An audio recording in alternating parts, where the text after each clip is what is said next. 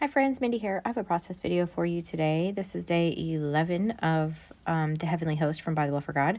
I am going to be showing you how to do a transfer technique here using some of the Bythewell4God paper and some clear sticker paper. This is also from Bythewell4God, and some water. So if you don't have the clear sticker paper, you can use packing tape. You just want to make sure that you are overlapping a little bit the edges of the seams, or if you're doing something smaller, then you wouldn't have to do that. Kind of create your own faux washi tape. The difference being that you will end up with a glossy finish on there versus this one that is going to be matte. So I'm starting out with my clear sticker paper here, and I'm just trying to get this started so I can pull the sticker side down. So I want the sticky side on top of the image that I want to save. So this is obviously double-sided paper. So I'm just pulling the sticker paper back. You could pull the release paper back, but I just felt like this was easier to do. And then I'm going to put my paper in there and then lay this back down. And I'm going to trim off the excess because I can save that for another project if I want to do something else with that. So you can kind of see how this is a little bit cloudy looking. So if you take a bone folder or something similar and just kind of burnish the edges or, burnish all over the paper, it's going to clear that up. You can kind of see the difference here. It's hard to catch on camera, but where it looks a little bit hazy, that's because there's basically little air bubbles in there, and you want to get all of those out because we're going to be soaking this in water. So I went and did this to the back side. I burnished it on the back side. I flipped back to the front and just kind of found the places that looked a little bit hazy, and I burnished them again, and I just kept going back and forth until I was pretty sure that I got it all done. And then I'm just gonna trim off the edges here of this clear sticker paper. And you can kind of see, I'm sad to lose this image on the back because it's one of my favorites, but I did get two sets of paper for this month, so I have extra. But now I just have a little tub of water sitting next to me, and I'm just going to dunk this down in there for a minute. And this part does get a little bit messy. Now you can do this transfer technique with all kinds of things. There's all kinds of ways that you can do image transfers. This is kind of a cheater way, doing it with the sticker paper. Typically you would do it with like Mod Podge or collage medium or something like that. But there's a little bit more of a learning curve to that. It's a little bit more difficult to get the kind of result that you want. And also your image is reversed if you do it that way. So this is kind of a cheater way, but it's for what I'm wanting to do. This is going to work just fine. So you can see I'm just rubbing the back of this, and I'm getting off that first kind of layer of paper. So Bythewell4God paper obviously is very thick paper. It's good quality paper. So you can do this with it. But you can do this with die cuts. You can do this with magazine pages. You can do this with all kinds of different ways to do the same technique. And you can use the same packing tape if you want to. And again, if you use packing tape, you're going to get a glossy image. But if you don't want a glossy image, the way to kind of work around that is to, when you're finished, just to go over the top of that with some collage medium, because that is matte finish, or some gel, matte gel medium or something like that. And that will dull down the shine of that. So that's a way to work around that as well. But again, I'm working with clear sticker paper that is already matte. So, and you can see I'm just rubbing my fingers along this paper here, and it's just kind of rolling off. And you can kind of see where some parts are a little bit more wet than the others. Where it's wet is the easiest, obviously, to get this off. So I do keep a little bit of a spray bottle right next to me too as I'm working. You can do this in the water if you want to. I don't like to do that because then you end up with all that pulp in the water, and then I have to clean it out before you can go down the drain and all that. So that's just not how I roll. But you could certainly do it that way if you wanted to do that. But I just feel like I have better control if I do it this way as well. So I'm getting off as many of the little paper crumbs as I can, and then I'm just going to put this back in the water, and I'm just going to keep doing this process. So layer by layer, you're pulling all of this paper off, so that basically you're left with a clear image, or transparent image, I guess is what I'm trying to say, of that pattern paper. And so I just wanted to do this technique ever since I saw this paper, because I kind of just wanted to have that sort of, stained glass window kind of look. So again, just back into the water. Now I'm just rubbing this down again, and you're kind of starting to see that image come through now just a little bit. So that ink is going to stick to the sticker paper basically. So, and we're just pulling off that back layer of paper. Now, I will say this is an imperfect technique. It is meant to look distressed. It is meant to look, it's not going to be a 100% transfer of the image that, at least I've never been able to get one that was 100% very hard to do, but it's meant to look, distressed and everything. And so everywhere you can see where it's just a little bit cloudy looking, that is still a layer of paper. So you wouldn't think that there would be this many layers that you could pull off. You can kind of start to where you can see my hand coming through there now, but there's still paper back there. So I'm going to go back into the water and just keep working with this. And I'm sorry for the reflection of my light over there, but in that water, I didn't notice that when I was filming. But just again, going back and forth here. Now I'm going to go in with my fingers and just try and get some more off. You can see kind of where it looks a little bit hazy. And if you're kind of unsure if you've gotten all the paper off, just let it dry for a minute, and you'll see on the back of it where there's like a haze to it. And really that's just a layer of paper that can come off. Now, some of the time, there's a couple little sections where the ink started to lift a little bit from the sticker paper. And that was just from my, a little bit vigorous, rubbing of there. So you kind of have to find a balance between rubbing just enough to get the paper off and then not rubbing so hard that you end up actually kind of pulling up some of the ink. I did do that a little bit here and then really badly on another sheet that I did, but I'll show you that in a second.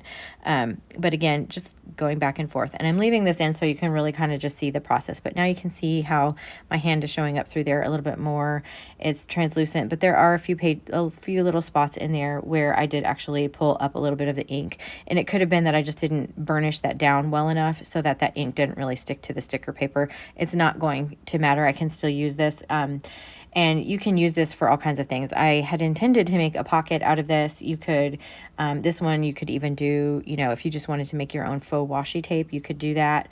And then when it dries, it's going to have a little bit of tackiness to it, but we'll deal with that in a second. So, going around the edges because that part is still a little bit cloudy there. And then now I'm just kind of drying everything off. So depending on the image that you do, how much ink it has and all those kinds of things, there's some factors in there, but this may or may not get sticky. Now, if you're using it as like washi tape or whatever, having that stickiness isn't going to matter.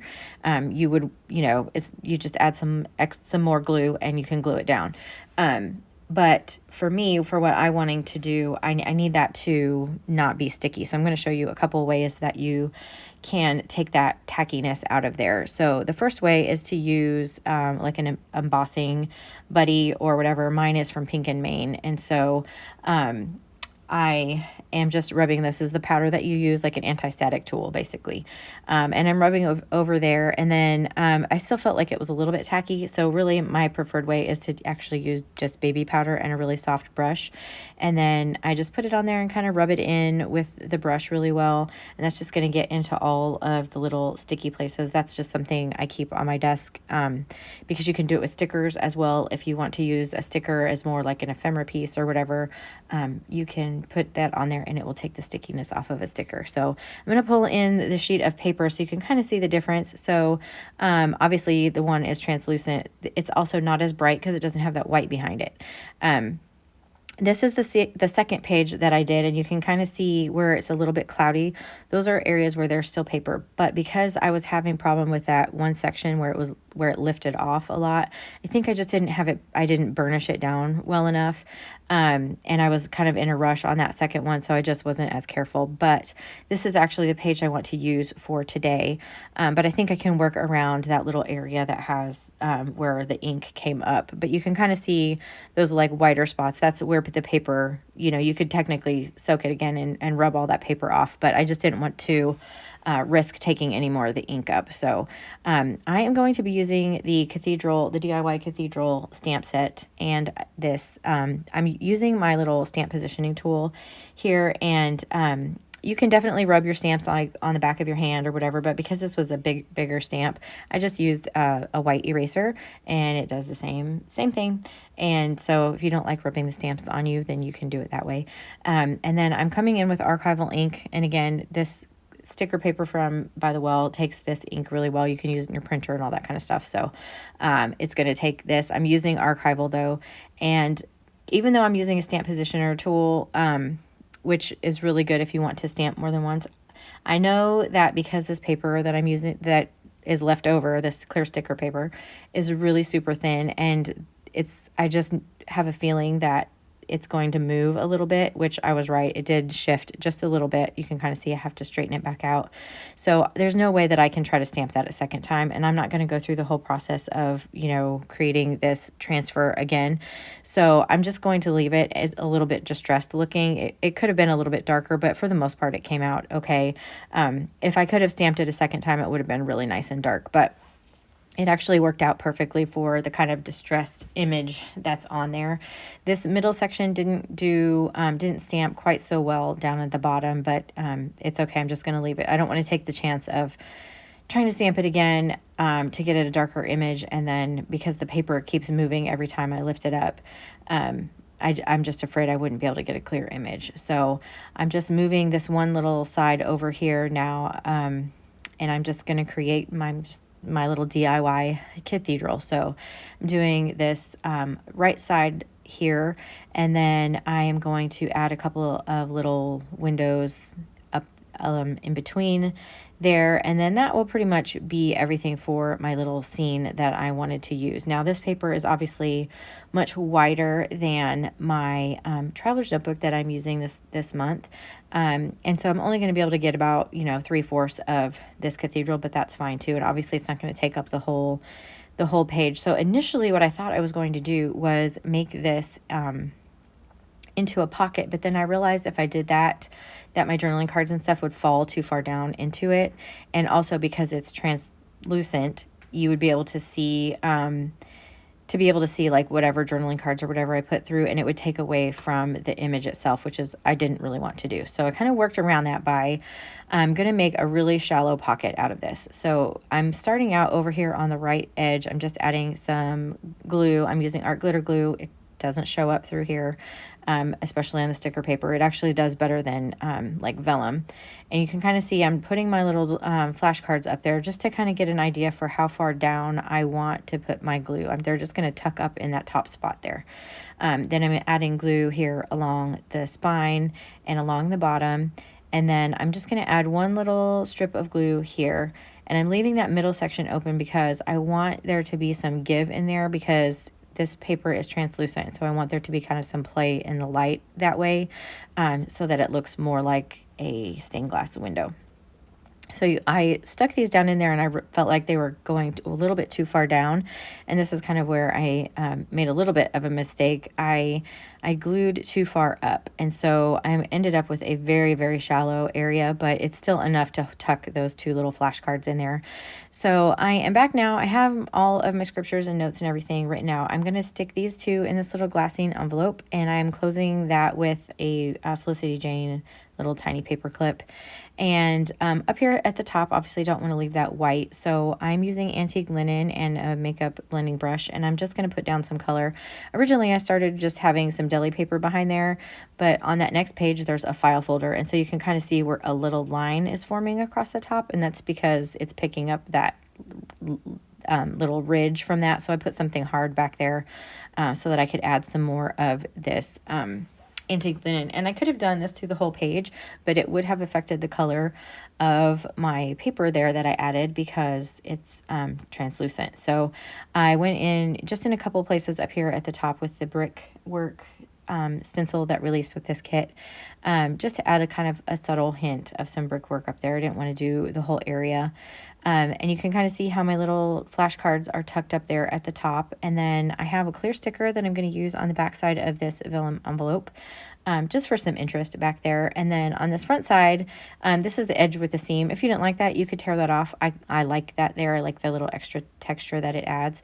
So I'm pulling out one of the die cuts. This is just the smallest, you know, the small version of the little cathedral windows, just to kind of tie everything together. And I'm just going to glue that down.